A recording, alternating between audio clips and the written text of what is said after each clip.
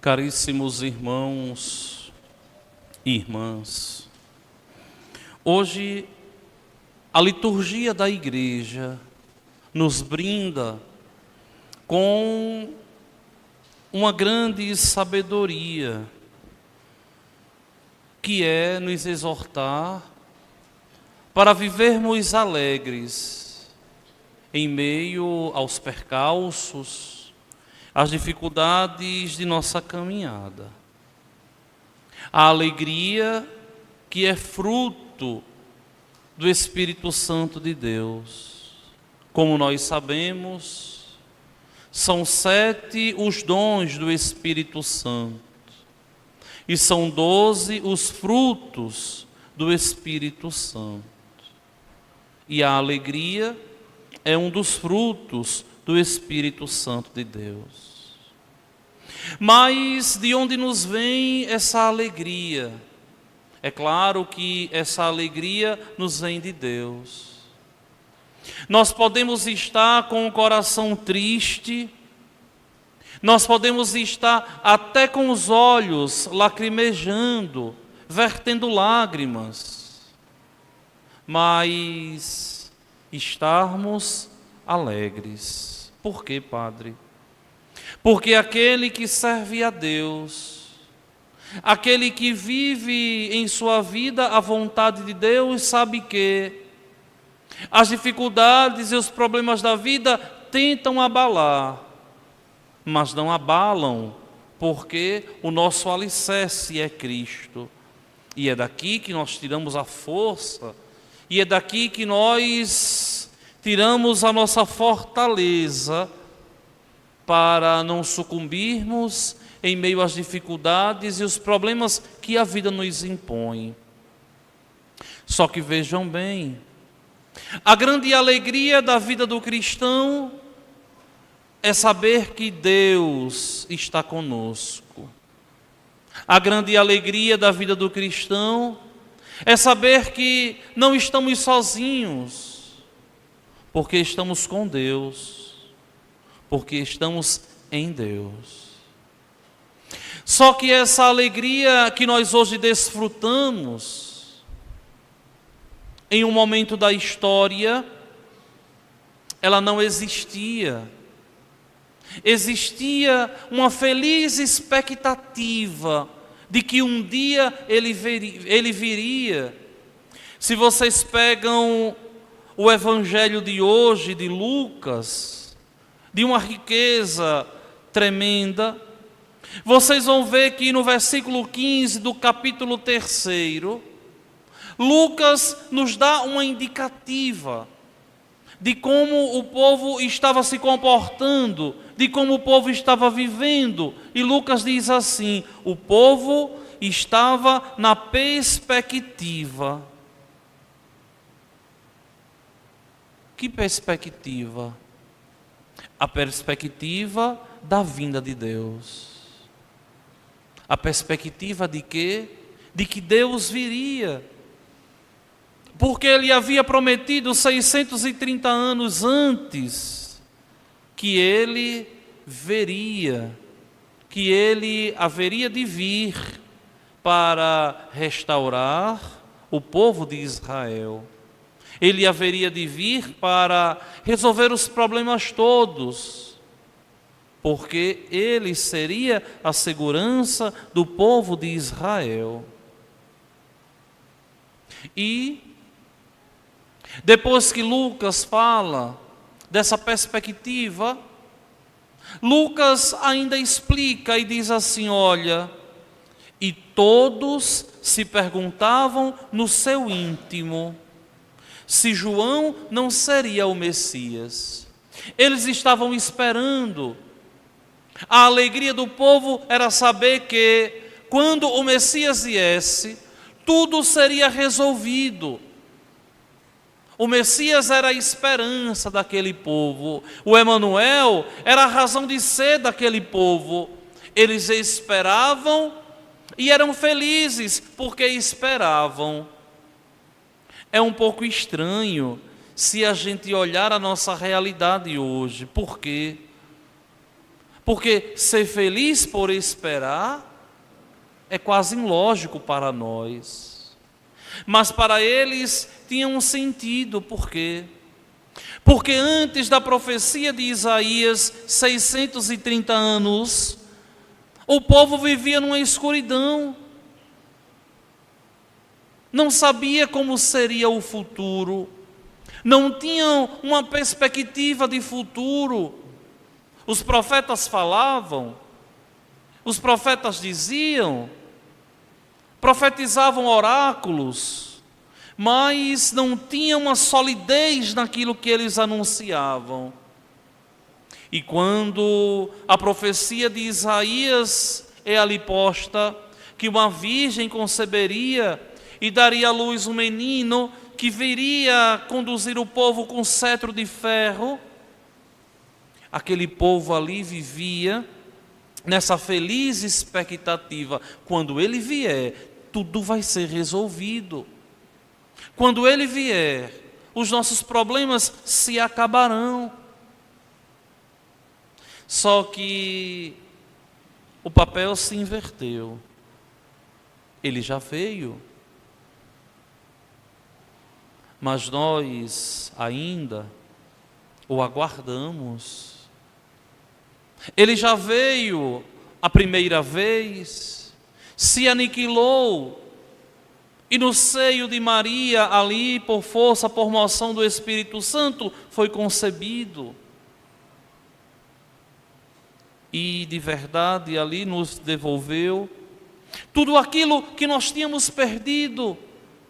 Vocês imaginem que a grande novidade é a encarnação de Deus. Deus se fez homem. Vejam que a grande obra de Deus é nos devolver a eternidade. Imaginem como deveria ser triste a vida do homem sobre a terra, olhando a morte e vendo a morte como fim, sem saber o que viria após a morte. Mas para nós cristãos, nós ainda aguardamos o Messias, não mais no seio de Maria, não mais no seio da Virgem, mas nós aguardamos o Messias que virá para nos salvar. Nos salvar de quê, Padre, se nós já fomos salvos? Nos salvar desse mundo corrompido, nos salvar deste mundo depravado, nos salvar das incertezas que esse mundo nos impõe e que muitas vezes roubam dentro de nós o lugar de Deus. Essa feliz expectativa aqui nós vivemos quando nós imaginamos a festa do Natal. Para mim, particularmente, um momento que tem todo o encanto. Mas o nosso Natal, o Natal dos cristãos, não pode ser de modo nenhum um Natal pagão, como tantos pagãos aí fora vivem, porque não conhecem essa feliz expectativa. Como muitos católicos, para a vergonha da igreja, também assim vivem, sem se prepararem bem para o Natal, vivendo de qualquer modo, de qualquer jeito, um Natal sem Cristo, um Natal sem Jesus, um Natal sem o Senhor. Natal sem Cristo é tudo menos Natal. Pode ser tudo menos Natal. E a insanidade do mundo nos diz, nos prega, nos mostra um Natal sem Cristo. A festa das luzes, ou da mentira do Papai Noel, ou da enganação de um desenho animado, onde o verdadeiro Natal do cristão é a comemoração da encarnação do Verbo de Deus. Aí sim nós temos alegria. Aí sim nós somos felizes. Por quê? Porque Deus se fez um de nós. Porque Deus é um de nós. E se aniquilou e se fez um de nós para nos fazer aproveitarmos daquilo que Ele dispõe para nós. Ele não nos faz deuses, mas nos faz eternos, como Ele é eterno. E aqui é a grande alegria do ser cristão. A encarnação do Verbo tem sentido e tem razão em vista da ressurreição. A encarnação do Verbo tem sentido, tem razão, porque o mundo não tinha mais perspectiva de Deus. Porque o mundo não conhecia Deus e, por incrível que pareça, nós estamos fazendo uma volta a um mundo pagão, onde se tem espaço para tudo, menos para Deus. Se eu perguntasse a vocês aqui na igreja, na família de vocês, existe espaço para Deus? Deus tem vez e tem voz dentro da casa de vocês? Ao longo dessa santa semana do Advento, que hoje começa a terceira, será que nós já começamos a arrumar o caminho do Senhor em nossa vida?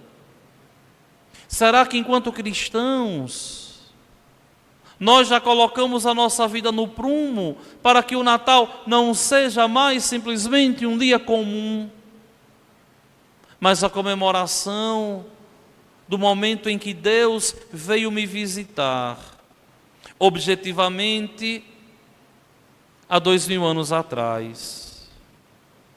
E objetivamente, na minha vida espiritual, hoje, no presente momento. Hoje.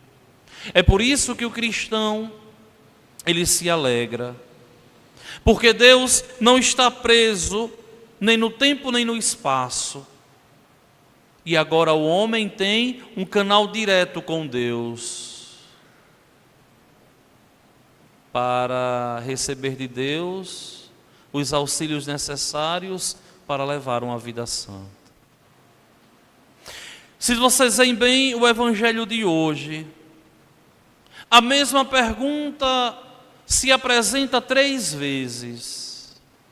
O povo ali, uma multidão, os cobradores de impostos, os soldados fazem a mesma pergunta: o que devemos fazer? O que devemos fazer?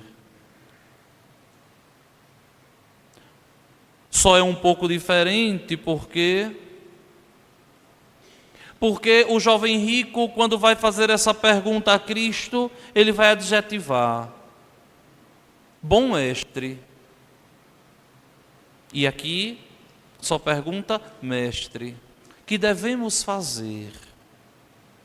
Lá para alcançar a vida eterna. E aqui para receber o Senhor. O que é que nós devemos fazer para receber o Senhor? 1 vez, 2 vezes, 3 vezes. O texto santo aqui, em meio às respostas diversificadas da mesma pergunta, nós vemos, em suma, a prática da justiça. O que devemos fazer? Simplesmente praticar a justiça. A justiça, não uma justiça justiceira, como nós vemos aí, civilmente falando. Essa não. Mas a justiça que nos aproxima da justiça que é um atributo divino. Deus é justo. Deus é justiça. A vivência da justiça como virtude cardeal. O homem que deve ser justo, ou seja, o homem que deve procurar o seu lugar de criatura e colocar Deus no lugar dele de Criador. O homem que deve procurar o seu lugar de finito e abrir o seu coração e colocar Deus no lugar dele de infinito. O homem que, olhando para si, deve se ver o nada. E olhando verticalmente para o céu, enxergar em Deus tudo. Porque o homem sem Deus é um nada. E o homem com Deus participa do tudo. O homem deve praticar a justiça. E praticando a justiça, deve abrir espaço na sua vida, no seu coração, para Deus. Mas quantos? Na igreja de Deus tem espaço para tudo, menos para Cristo. Mas quantos e quantos vivem uma festa de luzes que não iluminam a vida, que decoram as casas, mas as vidas continuam na escuridão. Porque a luz de Natal é simplesmente um adereço, um adorno, algo que enfeita, que remete a alguém. As luzes do Natal não é uma decoração vazia, mas é a lembrança para os cristãos de que Cristo Jesus é a luz, e que Ele, sendo a luz, deve nos iluminar. Mas como é que Ele nos ilumina? Quando nós nos convencemos de que caminhar com Ele é melhor, muito melhor, infinitamente melhor do que caminharmos sozinhos. A luz de Natal tem sentido quando nós nos deixamos iluminar pela luz que é Jesus e buscamos viver segundo os ensinamentos que Ele nos deixou. Cristão que vive assim alcança o céu. Cristão que não vive assim não alcança o céu. Meus queridos irmãos e minhas irmãs, o que devemos fazer? Preparar o nosso coração para comemorarmos o nascimento de Cristo em nossa vida, para comemorarmos o nascimento de Cristo no nosso viver. E para isso é preciso uma atitude de humildade. Senhor, eu não sou nada, mas Tu és o meu tudo. Vejam no Evangelho de hoje a grande figura de João Batista. Se no domingo passado nós não tivéssemos celebrado a solenidade da Imaculada Conceição, que aqui no Brasil, por uma concessão dada pela Santa Sé no ano de 1970, a CNBB, no domingo, quando cai 8 de dezembro, se celebra a Imaculada Conceição. É um caso único no mundo. Se você pega ali o missal, você vai ver que na tabela de precedência dos dias litúrgicos, os domingos do Advento ocupam a primeira classe. As solenidades da Bem-aventurada Virgem Maria, a terceira classe. E por quê? Por causa de uma concessão de 1970. Mas se nós não tivéssemos celebrado a Imaculada Conceição, vocês iriam ver que esses 2 domingos são os 2 domingos que a Igreja nos coloca a figura de João Batista, a nos fazer um apelo para abrir o nosso coração, para endireitar o nosso coração e permitir que o Senhor encontre espaço para nascer. E o Evangelho do domingo passado, que deveria ser proclamado, assim diria: esta é a voz daquele que grita no deserto, preparai o caminho do Senhor, endireitai suas veredas. Ou seja, temos que abrir espaço para Cristo Jesus na minha vida. Só que não é um querer, é um fazer. Não adianta eu querer e nada fazer. Eu tenho que querer e fazer. Eu quero que Cristo reine e encontre espaço para permanecer na minha vida, e eu vou fazer por onde? Ou seja, vou cortar isso, vou tirar aquilo, vou me corrigir aqui, vou mudar ali. Porque senão eu fico um cristão católico com hábitos e pensamentos de pagão. E hoje é o que mais vemos, e hoje é o que mais temos. Onde muitos comemoram o Natal sem Cristo. Onde muitos celebram um advento vazio, sem sentido e sem razão. E a primeira atitude para o cristão é ele, olhando para si, se vê ínfimo, pequenininho.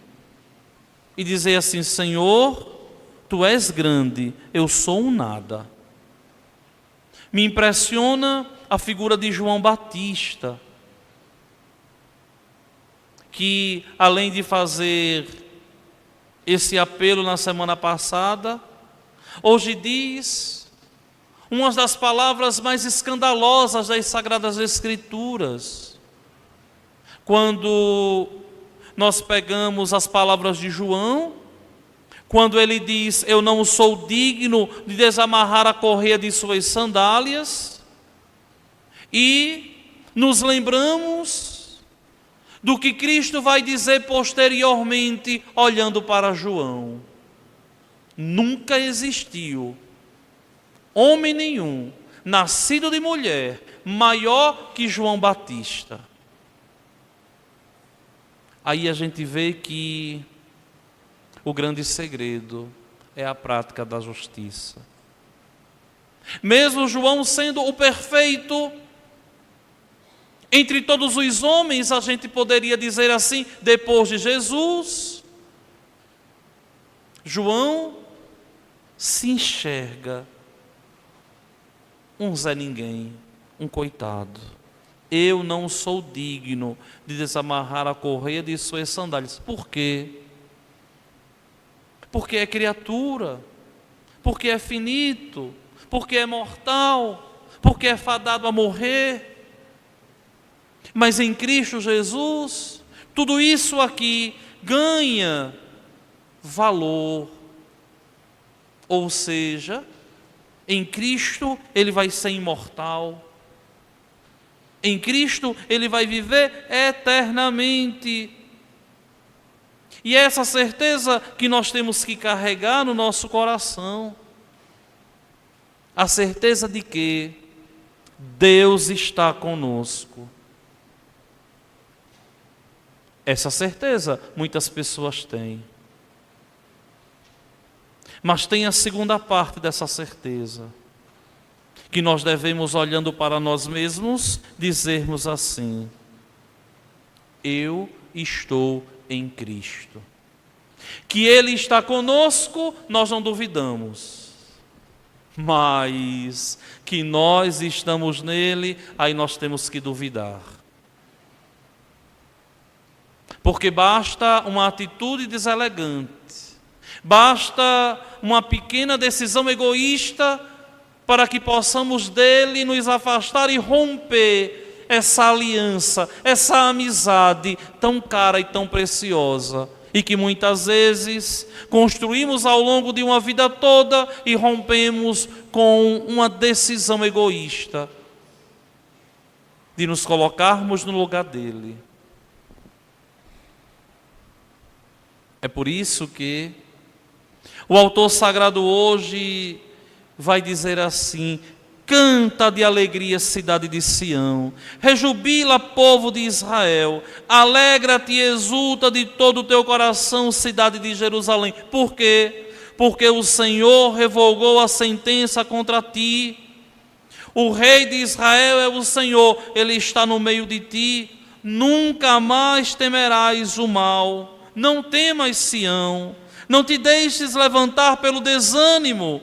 O Senhor, o teu Deus, está no meio de ti. O valente guerreiro que te salva, ele te exultará de alegria por ti. Movido por amor, exultará por ti. Vejam que a razão de ser de Deus ter se encarnado é a nossa salvação. É a nossa salvação. Eu achava tão bonito, conversando com o padre José Roberto, essa semana em São Paulo, a gente vendo aquela agitação de pessoas para um lado e para o outro, e ele dizia assim: mas padre, é tão bonito a gente ver a grandiosidade de Deus. Como é que Deus dá conta de tanta gente desse jeito? E eu dizia: meu filho, é um grande mistério. E a gente parava e ficava vendo aquela loucura de gente para um lado e para o outro. Por quê? Porque Deus é grande. Só que Deus é grande, mas Deus não nos enxerga como nós nos enxergamos. Eu vejo vocês, muitos, aqui eu sei a história, aqui e acolá. Muitos são desconhecidos de algumas histórias. Você, tudo bem que o padre sabe mais que as pessoas da comunidade, né? Mas a gente olha as pessoas, muitas vezes a gente vê a multidão.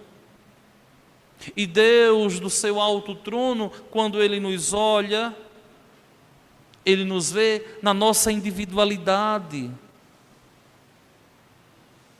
É por isso que cada um é precioso aos olhos de Deus. E aqui está a nossa alegria. Porque Deus não vê a massa. Porque Deus nos vê na nossa individualidade. Cada um é precioso para Deus. Vejam que o próprio texto aqui fala o tempo todo assim: por ti, no meio de ti, no meio de ti, por ti, por ti. Ou seja, por mim e por vocês. Como não nos alegrar? Como não sermos felizes? Como não levantarmos a cabeça em meio às dificuldades da vida e dizer: Senhor, minha vida está em tuas mãos, resolva. E Deus, que é bom, nos conduz, não por onde nós queremos ir, mas para onde Ele nos quer levar. E onde Ele nos quer levar é muito melhor, mas muito melhor do que onde nós queremos ir. E é por isso que nessa perspectiva de hoje, o autor sagrado da segunda leitura vai dizer a mesma coisa: irmãos, alegrai-vos sempre no Senhor. Eu repito, alegrai-vos.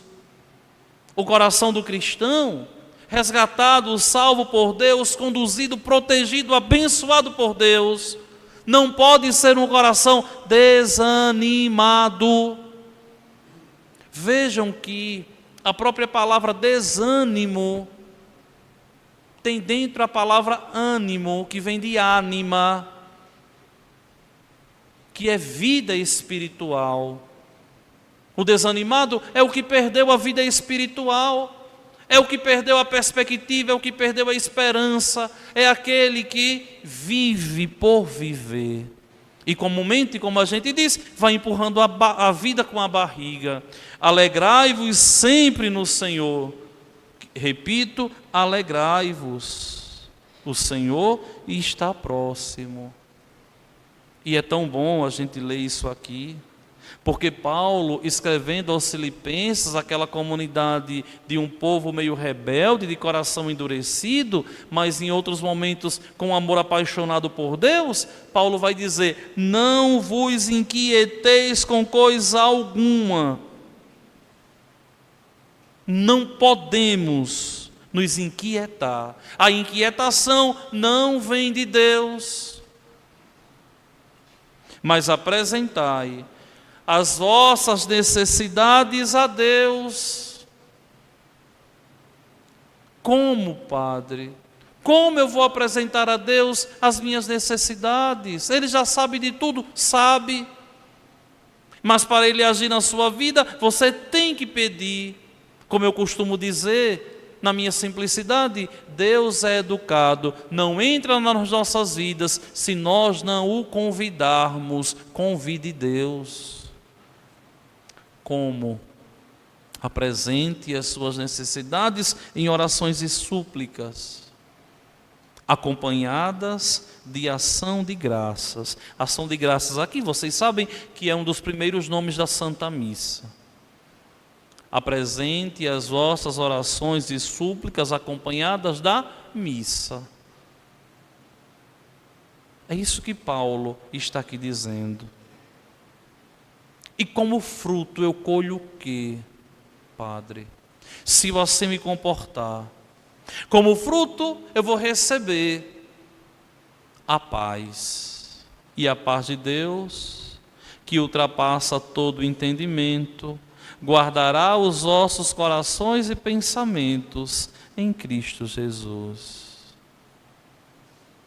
Eu vos deixo a paz, eu vos dou a minha paz, não como o mundo dá, a minha, ou seja, que ninguém, mas nada, ninguém é capaz de roubar. É por isso que a serenidade da manjedoura é muito próxima da serenidade da cruz. Na manjedoura por amor e na cruz por amor. Por isso que esses dois mistérios são os grandes eixos do ano litúrgico. O mistério da cruz, que desemboca na ressurreição, que começa no mistério da aniquilação, que desemboca na manjedoura. Esse é Deus. Não deixou nenhuma reserva para si, mas se deu totalmente. Por quê? Porque nos ama a cada um de nós. E é com esse amor único, pessoal e intransferível que o Senhor, o bom Deus, nos quer amar. Amanhã começa os 9 dias para o Natal de Nosso Senhor, a novena de Natal. E eu quero exortar e convidar vocês para que busquem fazer uma novena de Natal, seja a novena do livrinho, seja qualquer outra novena, individual ou coletiva, em família ou em comunidade, mas que cada um busque preparar no seu coração o nascimento de nosso Senhor. E quando Ele nascer em nossas vidas, nós veremos que tudo que nós fizemos por Ele não foi em vão, porque a paz que Ele nos dá, a garantia e a certeza de uma vida feliz, que começa nesse mundo e desemboca na eternidade, será o grande prêmio dos homens e das mulheres desejosos de Deus, e assim lutam todos os dias para alcançarem o céu.